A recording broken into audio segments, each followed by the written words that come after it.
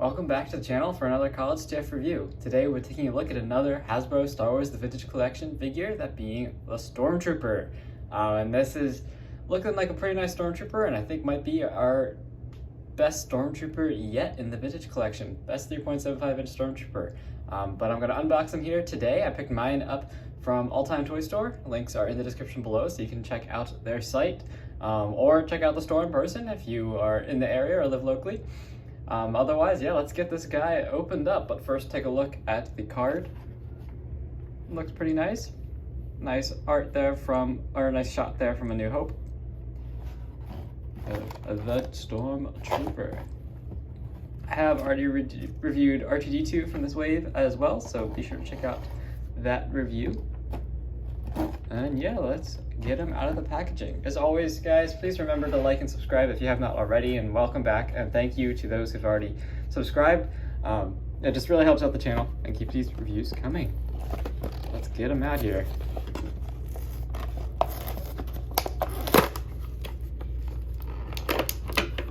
I do like the red, actually, they use behind them. Looks pretty cool. So here is the Stormtrooper in his bubble. Let's pull out his signature blaster. I do want to pick up quite a few more of these, assuming this guy is as good as he looks. Come down to the articulation.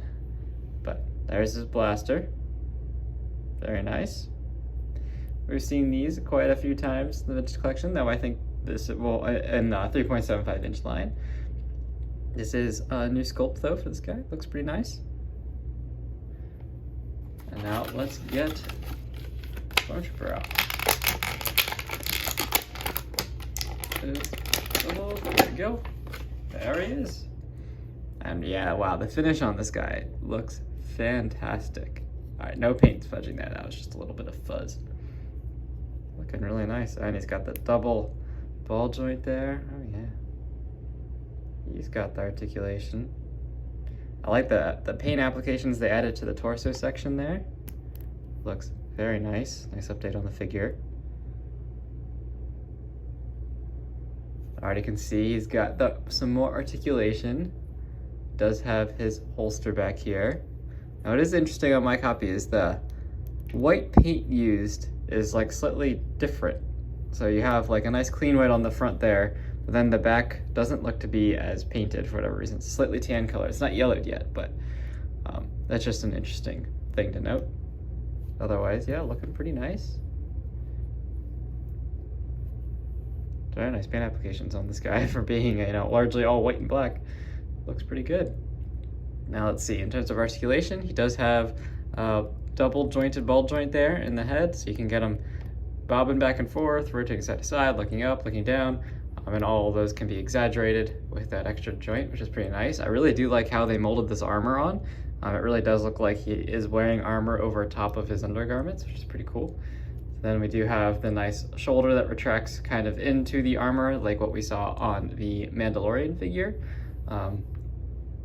From the Mandalorian, not Mando himself, but that other Mandalorian figure did have the same kind of articulation. We've seen it a few times now, so that's very nice. And then does get the full 360. You can see nice bend at the elbow. Also do have that upper elbow swivel, and then nice swivel at the wrist, and then can also hinge the wrist to a very great degree there for getting him into some more dynamic poses, or maybe giving him a broken wrist, because some of those are very unnatural.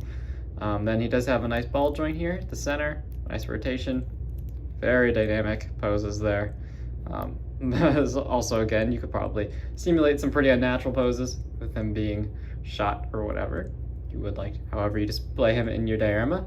Now, in terms of joints, these are still the older joint style. It is not a ball joint, but you can kick up and back, and depending on how you manipulate that joint, you can get lots of different ranges. And this is just all flexible plastic here at the waist, so it does move out and retracts back with ease.